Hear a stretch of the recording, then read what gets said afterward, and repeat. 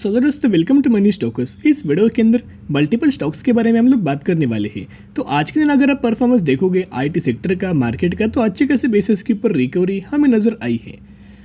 तो उसी के चलते अगर आप इन्फोसिस के अंदर परफॉर्मेंस देखोगे तो 1% की जंप हमें इन्फोसिस के अंदर देखने को मिल चुकी है और एक इंपॉर्टेंट इवेंट हमें इन्फोसिस के अंदर लगातार आपको देखने को मिल रहा है, जिसकी वजह से मैंने एक वर्ड आपके साथ शेयर किया था कि अगर इन्फोसिस गिरे भी तो ज़्यादा हमें गिरावट दोस्तों देखने को नहीं मिल सकती, क्योंकि उसके पीछे का रीज़न मैंने आपके साथ शेयर किया था।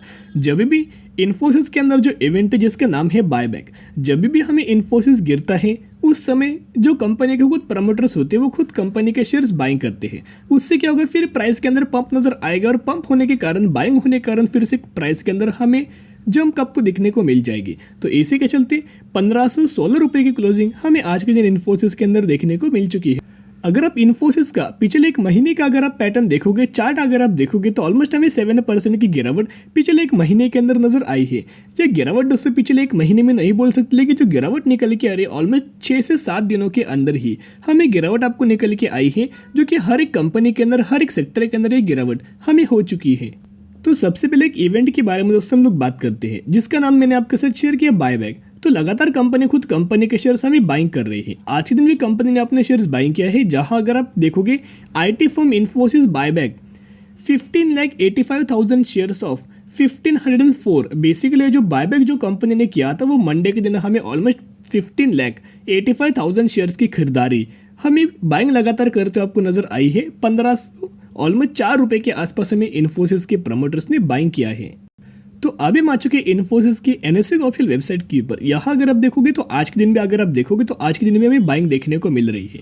अगर आप यहाँ इनके परसेंटेज देखोगे, डिलीवरीज परसेंटेज, तो 75% की डिलीवरीज आज के दिन हमें इन्फोसिस के अंदर देखने को मिली है। इसके अंदर जो 75% के जो डिलीवरीज है उसमें से अगर आप देखोगे सभी हमें रिटेल इन्वेस्टर कभी भी नहीं बाइंग करते। तो आज के दिन भी आप ये बोल सकते हो कि आज के दिन भी प्रमोटर्स की भी बाइंग हुई है, एज वेल एज हमें रिटेलर्स की भी। इन्फोसिस के अंदर लगातार बाइंग आपको हुई है। तो इन्फोसिस के लिए एक हमें लगातार दोस्तों इवेंट आपको होने वाला है, जो कि ऑलमोस्ट 10 दिनों के बाद आपको देखने को मिलने वाला है। 10 से 12 दिनों के बाद इवेंट आने वाला है। अगर इस इवेंट्स के अंदर अगर इन्फोसिस शानदार तरीके से परफॉर्म करता है तो एक शानदार तरीके से जंप और ये जो रैली है आपको 1850 तक रैली ले जा सकती है। तो इवेंट क्या है, तो अगर आप ये बोर्ड मीटिंग्स के अंदर अगर आप देखोगे तो इन्फोसिस ने अपना Q3 के नंबर्स की डेट अनाउंसमेंट कर चुके हैं। यहाँ अगर आप Q3 के नंबर्स की डेट्स अगर आप देखोगे 12 जनवरी 2023 के दिन आपको इन्फोसिस के Q3 के नंबर्स आने वाले हैं, रिजल्ट्स हमें देखने को मिलने वाला है। तो क्या रिजल्ट के साथ साथ क्या आपको डिविडेंड का बेनिफिट मिलने वाला है? नहीं। अगर आप लगातार देखो तो अल्टरनेट क्वार्टर्स के अंदर इन्फोसिस ने डिविडेंड दिया है। जून 2022 की अगर बात करें डिविडेंड नहीं मिला, फिर अप्रैल 2022 के अंदर डिविडेंड मिला, फिर यहाँ नहीं मिला, यहाँ मिला। करंट बेसिस के ऊपर आपको डिविडेंड नहीं मिलेगा, अगले क्वार्टर के अंदर आपको डिविडेंड मिल जाएगा। तो अल्टरनेट क्वार्टर्स के अंदर हमें इन्फोसिस लगातार दोस्तों डिविडेंड देता है। तो इस क्वार्टर के अंदर दोस्तों डिविडेंड नहीं मिलने वाला। इतना दोस्तों पॉइंट आप नोट कीजिएगा, सिर्फ हमें Q3 के नंबर्स आने वाले हैं। अगर ये नंबर्स बहुत शानदार तरीके से आते हैं तो ह्यूज अमाउंट ऑफ जब हमें फिर इन्फोसिस के अंदर आपको नजर आ सकती है। अभी हम आ चुके हैं शेयर होल्डिंग पैटर्न्स के अंदर। यहाँ अगर आप देखोगे तो जून के अंदर प्रमोटर्स की होल्डिंग 13% थी, वो इंक्रीज होकर 15% हो चुकी है। एफआईज की होल्डिंग अगर आप देखोगे पहले 32% की होल्डिंग थी, अभी 36% की होल्डिंग है। यहाँ एफआईज ने ऑलमोस्ट 4% की होल्डिंग बाइंग किया है। डीआईज की अगर बात की, यहाँ में ऑलमोस्ट 19% की होल्डिंग है। और दोस्तों करंटली अगर आप देखोगे 32% की होल्डिंग है, यहाँ भी ह्यूज अमाउंट ऑफ बाइंग किया है। तो अगर ये बाइंग कर रहे हैं एज वेल एज गवर्नमेंट ने भी, पहले गवर्नमेंट इस कंपनी के अंदर इंटरेस्टेड बिल्कुल भी नहीं थे, अभी 0.18% का स्टेक बाइंग किया है। ये इन लोगों ने दोस्तों अगर बाइंग किया है तो सेलिंग किसने किया है, जो कि एक्सपेक्टेड था पब्लिक ने। पब्लिक हमेशा गिरावट के अंदर सेल करता है, ओके, पैनिक होके चला जाता है। ऐसे दोस्तों गलती आपको कभी भी नहीं करनी चाहिए।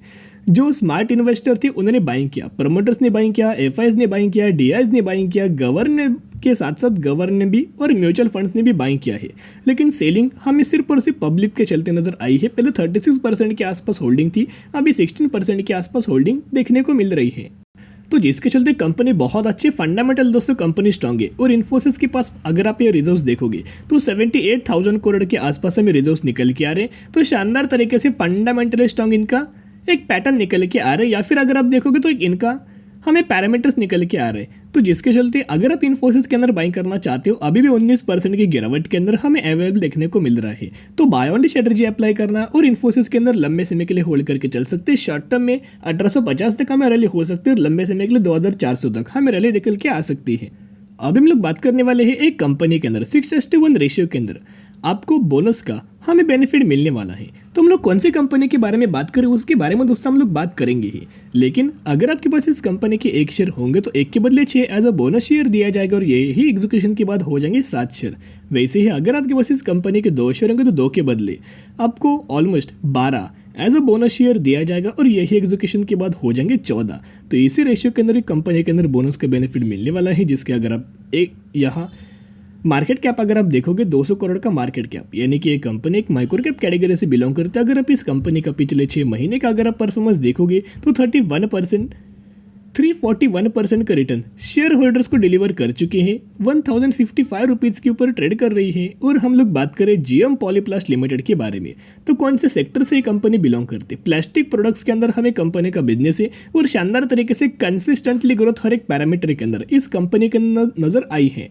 तो जीएम पॉलीप्लास्ट की अगर बात की जाए तो मैक्सिमम के अंदर आप ये देख सकते हो 2020 में स्टॉक मार्केट के अंदर लिस्टेड है। जब से लिस्टेड है तब से 500% का रिटर्न शेयर होल्डर्स को डिलीवर कर चुके हैं और इनका जो चार्ट पैटर्न लगातार हमें अप ट्रेंडिंग मात्रा में मूव होते हुए देखने को मिल रहा है। ये अच्छी कंपनी है। बुरी कंपनीज के अंदर भी दोस्तों रिटेल इन्वेस्टर को ट्रैप करने के लिए ऐसा पैटर्न फॉलो करती है, हमेशा तेजी के अंदर रहती है। लेकिन इस कंपनी के पैरामीटर्स भी हमें अप ट्रेंडिंग मात्रा में मूवमेंट होते नजर आए हैं। तो दोस्तों अगर आप जीएम पॉलीप्लास्ट के अंदर निवेश करना चाहते हो तो buy on the strategy apply करना और लंबे समय के लिए होल्ड करना। अच्छी खासी कंपनी स्ट्रांग है, जिसका मतलब ये नहीं कि 100% अमाउंट आप यहाँ डाल दोगे या फिर बहुत बड़े अमाउंट आप यहाँ डाल दोगे। इतना पॉइंट ध्यान में रखना। एक नेगेटिव पॉइंट है जो कि कंपनी बहुत ज़्यादा छोटी है। जितनी छोटी कंपनी उतना ज़्यादा कंपनी के अंदर रिस्क हमें इन्वॉल्वमेंट होता है। तो जिसके चलो छोटी अमाउंट निवेश करना और लंबे समय के लिए होल्ड करके चल सकते हो। अब हम लोग बात करने वाले हैं आरवीएनएल के बारे में। तो आरवीएनएल की अगर बात की जाए तो बेसिकली गवर्नमेंट ओन कंपनी है। पीओसी स्टॉक से as well as construction sector से कंपनी बिलोंग करती है। जितने भी रेलवे रिगार्डिंग जो भी हमें प्रोजेक्ट्स आते हैं जो गवर्नमेंट के होते हैं, सबसे पहला प्रेफरेंस हमें आरवीएनएल को दिया जाता है। यानी कि कंपनी को सबसे पहला प्रेफरेंस आएगा तो कंपनी के रेवेन्यूज के अंदर, नेट प्रॉफिट्स के अंदर भी जंप होगी। अगर आप आरवीएनएल को देखोगे तो 63 रुपीज़ के ऊपर क्लोजिंग आज के दिन हो चुकी है और पिछले एक महीने में ऑलमोस्ट 21% की गिरावट हमें आरवीएनएल के अंदर नजर आई है।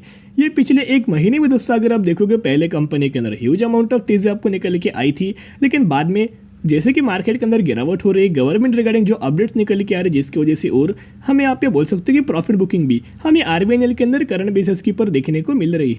तो बहुत सारे लोगों को कमेंट्स आ रहे थे कि सर जी कि हमें आरवीएनएल के अंदर ये बाइंग करना चाहिए कि हमें और वेट करना चाहिए। सबसे पहले अगर आप देखोगे इनका सपोर्ट लेवल मैं आपके साथ शेयर करना चाहूँगा। सबसे पहले इनका जो सपोर्ट लेवल है 60 रुपीज़ का, सबसे पहला सपोर्ट 60 रुपीज़ का है। सेकंड जो हमें सपोर्ट निकल के आ रहा है 50 रुपीज़ का हमें सपोर्ट लेवल निकल के आ रहा है। तो ये पॉइंट दोस्तों आप ध्यान में रख सकते हो। अगर एक कंपनी दोस्तों सपोर्ट लेवल ब्रेक करती है 60 रुपीज़ का, तो फिर आपको 50 रुपीज़ तक हमें आरवीएनएल ड्राई होते नजर आ सकती है। तो क्या हमें आरवीएनएल के अंदर बाइंग करना चाहिए?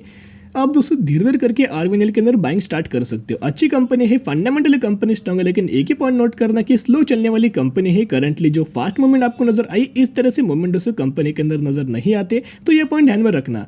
एक स्लो चलने वाली कंपनी जिसके चलते buy on the strategy apply करना और लंबे समय के लिए आप होल्ड करके चल सकते हो। तो आज के लिए इतने वीडियो पसंद है जरूर वीडियो को लाइक शेयर सब्सक्राइब कर सकते हो। फिर मिलेंगे, बाय।